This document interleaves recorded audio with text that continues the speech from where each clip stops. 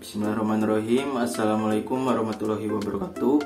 Yang terhormat Ibu Haji Hasrianti Mas'ud, SSI MPD, selaku dosen pengampu mata kuliah praktikum fisiologi hewan, dan Teh Devi Nurwulandari sebagai asisten praktikum fisiologi hewan.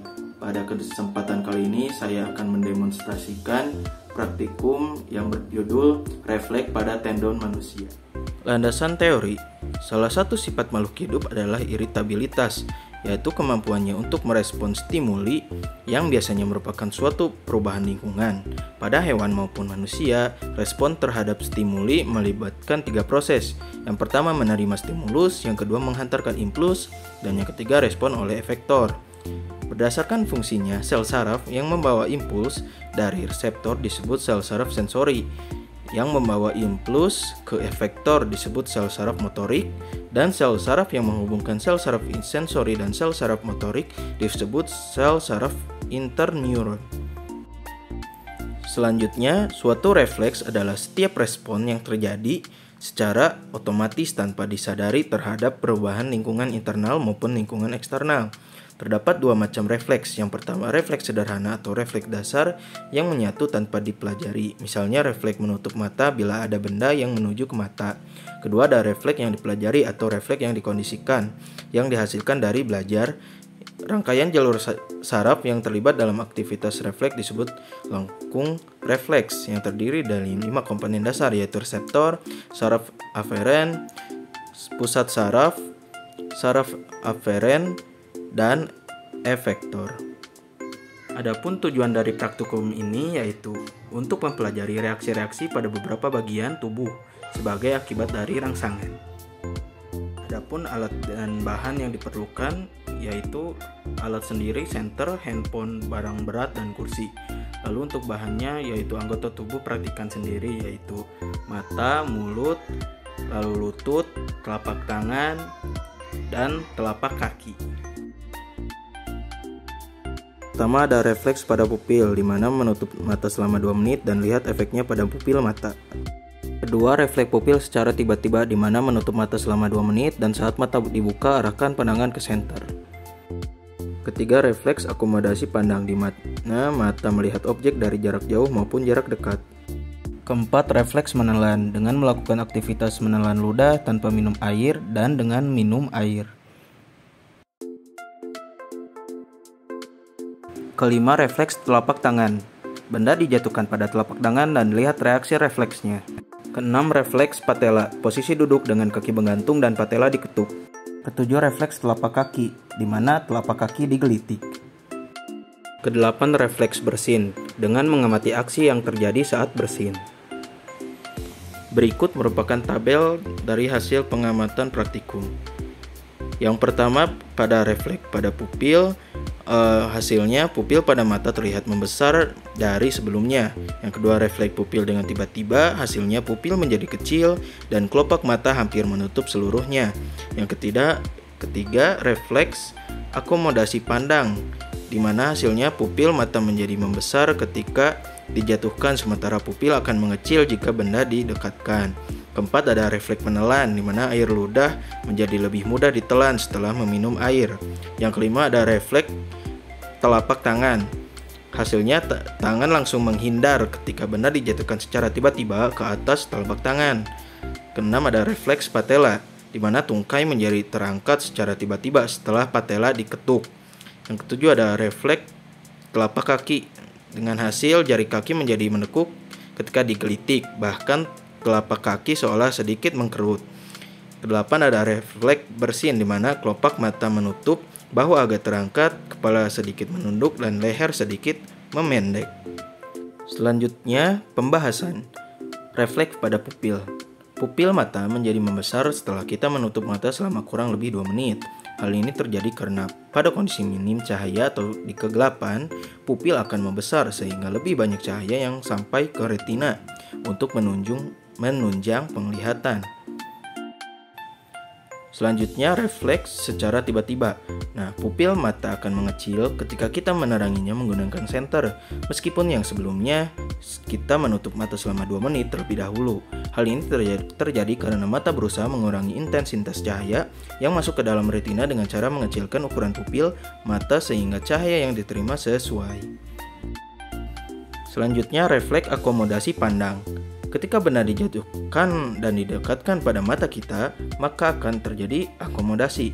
Akomodasi merupakan mekanisme perubahan refraksi mata dengan mengubah bentuk dari kristalin lensa. Hal tersebut berkaitan dengan peristiwa memfokuskan lensa sehingga bayangan dapat jatuh tepat pada retina. Ketika kita melakukan percobaan mendekatkan dan menjauhkan benda, maka kita akan secara otomatis memfokuskan terhadap objek tersebut. Jika benda dijauhkan, maka ukuran pupil akan membesar, sementara pupil akan mengecil jika benda tersebut didekatkan. Selanjutnya ada refleks menelan. Menelan dikenal secara ilmiah sebagai deglutisi, merupakan refleks dalam tubuh manusia yang membuat sesuatu melewati mulut melalui esofagus. Ketika kita menelan ludah secara langsung atau dalam kondisi mulut kita dalam keadaan kosong, maka proses menelan akan menjadi lebih lama karena sistem saraf autonom akan mengatur proses sekresi lidah dari glandula salivales menjadi berlangsung lebih lama. Sementara setelah meminum air, proses menelan ludah menjadi lebih mudah karena jumlah sekresi air liur akan menjadi lebih kecil atau menurun. Selanjutnya ada refleks telapak tangan. Ketika benda jatuh secara tiba-tiba ke atas tangan kita, maka tangan kita akan secara tiba-tiba menghindari benda tersebut. Hal tersebut dinamakan dengan gerak refleks. Jenis refleks tersebut merupakan refleks saraf simpatis. Pada gerak refleks, impuls melalui jalan pendek atau jalan pintas, yaitu dimulai dari reseptor penerima rangsang, kemudian diteruskan oleh saraf sensorik ke pusat saraf, diterima oleh saraf penghubung, tanpa diolah di dalam otak langsung dikirim tanggapan ke saraf motorik untuk disampaikan ke efektor. Nah, jalurnya sendiri yang pertama reseptor, lalu ke saraf sensorik, lalu ke sumsum tulang belakang, lalu ke saraf motorik, dan yang terakhir ke efektor. Selanjutnya refleks patella. Otot-otot ekstenson lutut adalah M. quadriceps femoris yang membentuk anterior paha dan melekat ke tibia, tepat di bawah lutut melalui tendon patella. Pengerukan tendon ini menggunakan tangan yang akan secara pasif meregangkan otot-otot quadriceps dan mengaktifkan reseptor-reseptor gelondongnya. Refleks regang yang terjadi menimbulkan kontraksi otot ekstensor ini, sehingga lutut mengalami ekstensi dan mengangkat tungkai bawah dengan cara yang khas. Jadi ketika lutut ditekuk, maka tungkai akan terangkat secara tiba-tiba. Selanjutnya ada refleks telapak kaki. Ketika telapak kaki digelitik, maka jari kaki akan ditekuk dan telapak kaki akan dikerutkan. Hal ini terjadi karena adanya gerakan refleks dengan pusatnya yang berada di sumsum tulang belakang, di mana jika suatu sel saraf diberikan stimulus pada membran saraf akan mengalami perubahan elektrokimia dan fisiologisnya. Selanjutnya ada refleks bersin. Bersin merupakan suatu respon tubuh ketika ada benda asing, kotoran, debu, serbuk, dan lain-lain atau iritasi pada hidung. Refleks bersin terbagi menjadi 2 fase, yaitu fase sensitif dan fase eferen. Saat ada partikel asing atau rangsangan fisik pada hidung, saraf olfaktoris akan menyampaikan ke bagian medula otak dan timbul respon peningkatan sekresi mukus di rongga hidung. Peningkatan mukus dan benda asing yang masih ada di rongga hidung akan menimbulkan peningkatan stimulus yang kemudian merangsang nervus trigeminus hingga pada batang stimulus tertentu. Rangsangan diteruskan ke medula otak untuk merangsang fase eferen bersin. Akibat lain yang dapat terjadi yaitu bahu menjadi terangkat, kepala menunduk sedikit, kelopak mata menutup, dan leher akan memendek. Kemudian kesimpulan, jaringan saraf merupakan jaringan komunikasi yang terdiri dari jaringan sel-sel khusus dan dibedakan menjadi 2, yaitu sel neuron dan sel neuroglia. Sel neuron adalah sel saraf yang merupakan suatu unit dasar dari sistem saraf. Sel ini bertugas melanjutkan informasi dari organ penerima rangsangan ke pusat susunan saraf dan sebaliknya. Gerak refleks ialah gerakan pintas ke sumsum tulang belakang. Ciri refleks adalah respon yang terjadi berlangsung dengan cepat dan tidak disadari. Gerakan pupil mata yang menyempit dan melebar karena terkena rangsangan cahaya merupakan contoh refleks otak, sedangkan gerak lutut yang tidak sengaja merupakan gerak sumsum tulang belakang. Sekian dari saya, terima kasih. Mohon maaf apabila terdapat kesalahan. Wassalamualaikum warahmatullahi wabarakatuh.